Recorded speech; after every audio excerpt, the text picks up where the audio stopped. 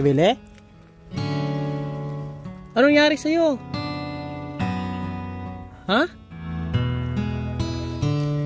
May sakit ka? Pasok ko doon para di mawala.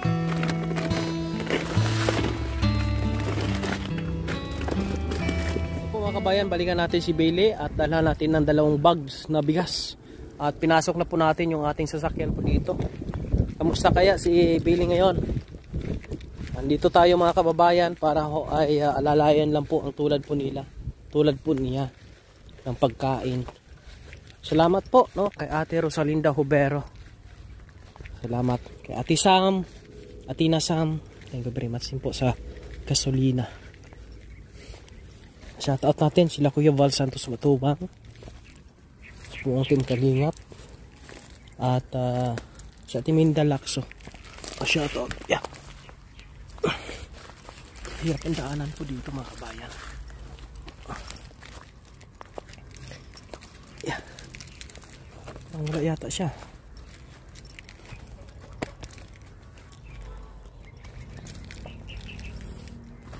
Wala dito.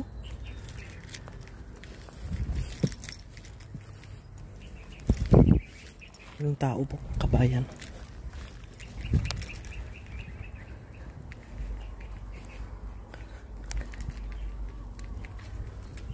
Yung bahay kubo. Bibili?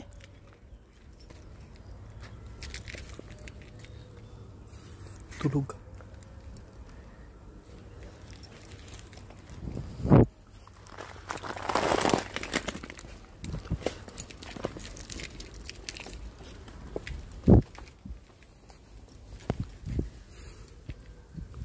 Bibili! Good morning! Kamusta? Anong nangyari sa'yo? Ha? May sakit ka?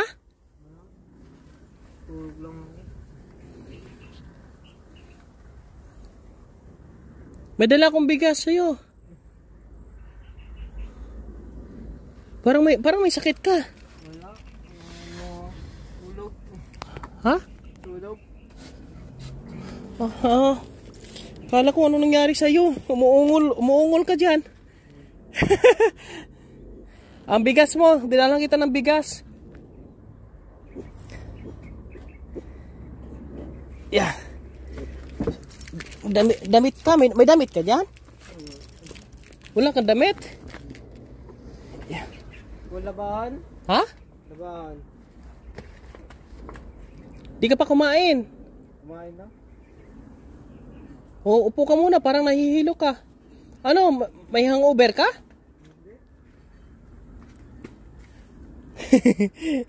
Nahihilo ka eh. Oh, yung bigas mo. Lagay ko dito, 2 bags ha. Pang budget mo yan. Para meron ka makain. Parang may hangover ka eh. Meron? Naginom ka ba? Grabe ang buhay ni Kuya Bailey. Mag-ano ka na, magsaing ka para makakain ka. Kala ko may sakit ka, anong nangyari sa'yo? Umuungol.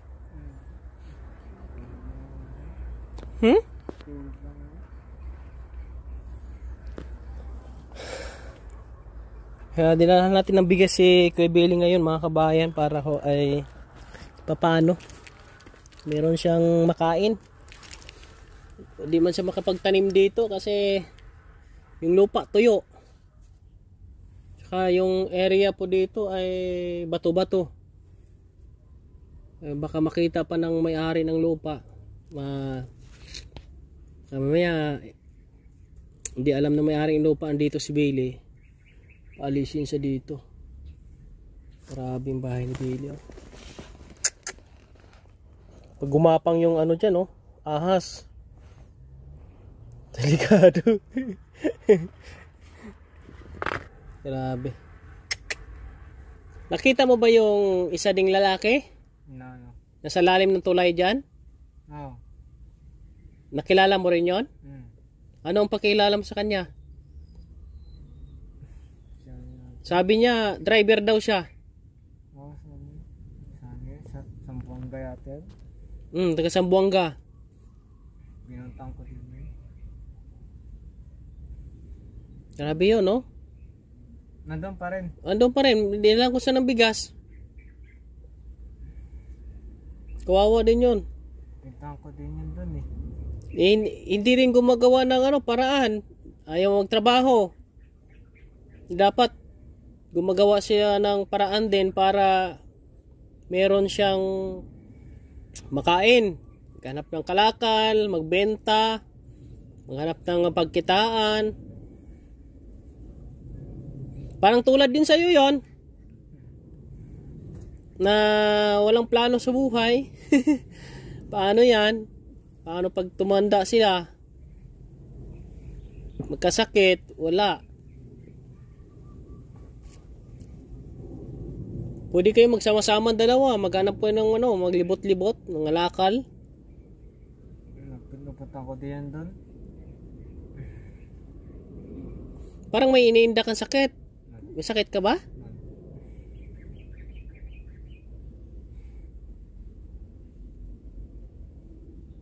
Hirap ng ganito, no, mga kababayan. Kung ako lang kay Kuya Billy, maghanap ako ng matapagtrabahuan para kahit paano may kita, nagkaroon ka ng pag-asa na maging maayos yung buhay.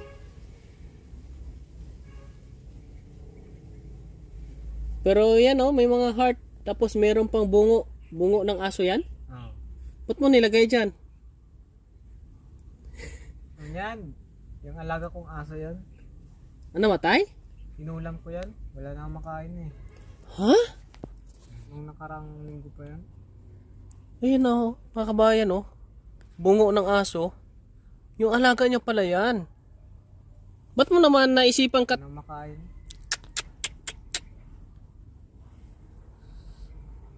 Baka yung alaga na maliit, baka katayin mo yan. Hindi. Pinapalaki ko pa yan. Pinapalaki mo.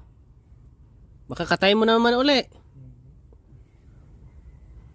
Yun po mga kababayan, ang buhay ni Kuya Billy talaga. Almost 5 months tayo na wala po mga kababayan. Nakakalungkot na nakakaawa yung sitwasyon mo talaga, Kuya Billy. Imagine mo yan. Pag wala ka makain, sus, ang hirap. So ang buhok mo, ang naman, ang haba na naman. Mas maganda ka tingnan nung kalbo ka eh. Malinis.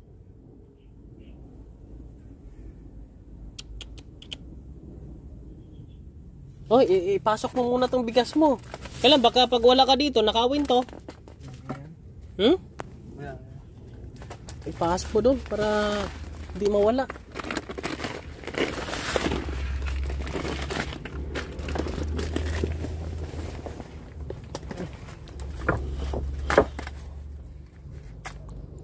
Diyan mo ilagay sa lalim? Hindi kakainin ng yan?